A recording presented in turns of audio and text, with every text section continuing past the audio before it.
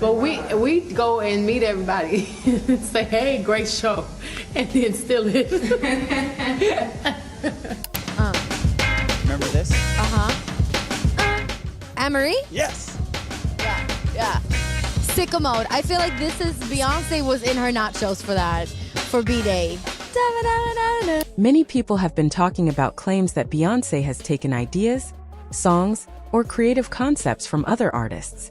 Supporters argue that she is simply inspired by others, while critics believe some situations go much further than normal artistic influence.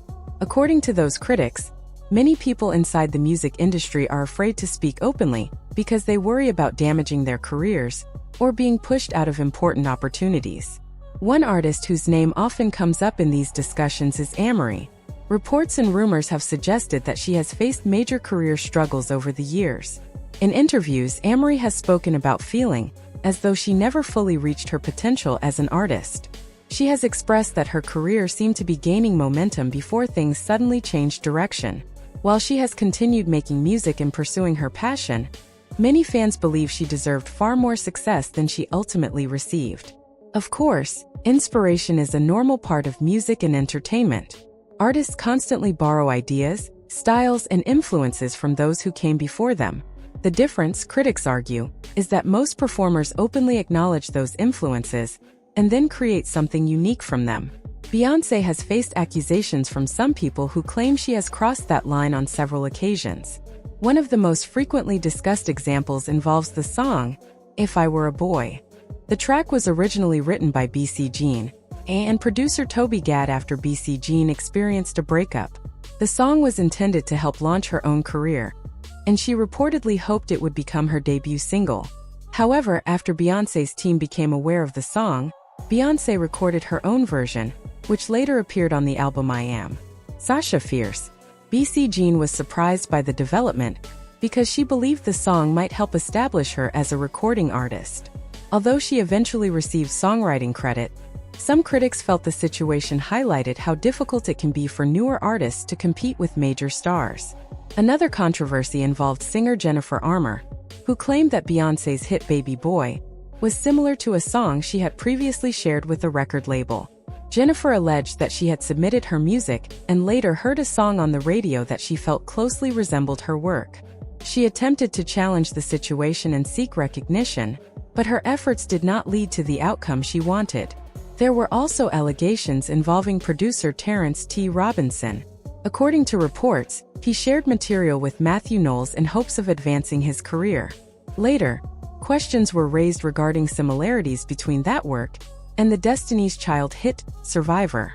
Robinson eventually pursued legal action, and reports suggested the matter was resolved privately. Critics have also pointed to occasions when songwriting credit became a topic of debate. For example, Beyoncé once spoke about the message behind Irreplaceable, leading some fans to assume she had written it. Songwriter Ne-Yo later clarified publicly that he was the person who originally wrote the song before giving it to Beyoncé to record. Beyond music, some people have accused Beyoncé of borrowing visual concepts and performances. One example often mentioned is her performance of Run the World, which drew comparisons to a routine by Italian entertainer Lorella Cuccarini. Viewers noticed similarities between the two performances, and the discussion became widespread online. Beyoncé later acknowledged that she had seen and admired Lorella's work. Amerie's story is perhaps the example that fans discuss most often. When her debut album All I Have was released, expectations were modest, but the project performed well. The lead single, Why Don't We Fall in Love, helped establish her identity as an artist. The music video featured a simple but memorable style, with Amerie wearing a white tank top, shorts, and red heels while confidently walking through city streets. When Beyoncé later released the video for Crazy in Love, some viewers noticed similarities in the fashion choices and visual presentation. Critics argued that the styling and overall feel seemed familiar. The discussion grew even stronger when producer Rich Harrison, who had helped create Amerie's signature sound, also began working with Beyoncé. Amerie often spoke highly of her creative partnership with Harrison, describing their collaboration as something special. Together they developed a distinctive sound that blended modern R&B with go-go influences. Their work continued on her second album, which included the hit song One Thing. That track became one of Amerie's biggest successes and further defined her musical identity. According to Amerie, she fought to keep the song for herself after concerns that it might be given to another artist. In the end, One Thing became a major moment in her career and remains one of the songs most associated with her unique style. Whether these stories represent unfair borrowing or simply the way the music industry works remains a matter of debate. What is clear is that these controversies continue to fuel discussions about credit, influence, and the challenges faced by emerging artists when competing with some of the biggest names in entertainment.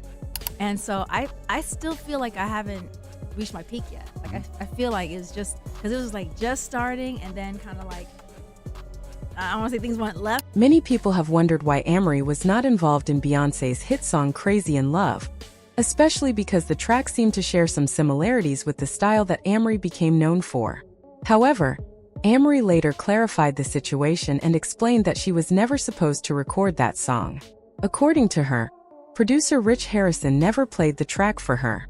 She suggested that while it may have originally been considered for her, it ultimately went to Beyoncé when a bigger opportunity became available. The debate became even stronger when Beyoncé released Green Light. Unlike Crazy in Love, Rich Harrison was not involved in creating that song. It was produced by the Neptunes, yet many listeners still noticed similarities between it and Amerie's hit One Thing. Both songs featured energetic R&B production, fast drum patterns, powerful horn sounds, and a similar overall feel. Some fans even pointed out that the songs shared the same tempo and had comparable vocal styles, making the resemblance difficult to ignore. According to Amerie, by that point Beyoncé and her team had likely become very familiar with the musical direction she and Rich Harrison had developed on her first two albums. Critics argue that elements of that signature sound later appeared in other songs released by Beyoncé. At the time, Beyoncé was already one of the biggest stars in music.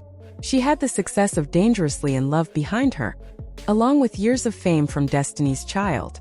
Few artists had the industry support needed to compete at that level, and many believe Amerie was at a disadvantage despite her talent. As the years passed, the difference in their careers became impossible to ignore. Beyoncé grew into a global superstar and business powerhouse, while Amerie's commercial success slowed significantly. Because of that contrast, many fans still wonder how different things might have been if Amerie had received the same level of promotion, resources, and opportunities. To them, it remains one of the music industry's biggest what-if stories. One Thing came out in 2004 because I leaked it over Christmas because everyone would be on break, so they can't stop anything. Exactly. So I was like, I'm gonna be out here, I'm gonna drop a match. You know, for me, I was like, look, I think I might get dropped. So I just want people to hear the music. I don't really care about getting paid for it. I just want people to hear it because I believe in it. And they're on Christmas break, so we can just do it. And at the time, they were trying to like give the record to somebody else. They were trying to do that, but they couldn't because I wrote on the record too. So you can't just take it. And that was frustrating for them, I guess. But why? At the time, both Amerie and Beyoncé were signed to the urban division of Columbia Records, which meant they were competing for many of the same resources, promotion opportunities, and industry attention. However, Beyoncé had a much larger budget, a highly experienced management team, and strong connections throughout the music business.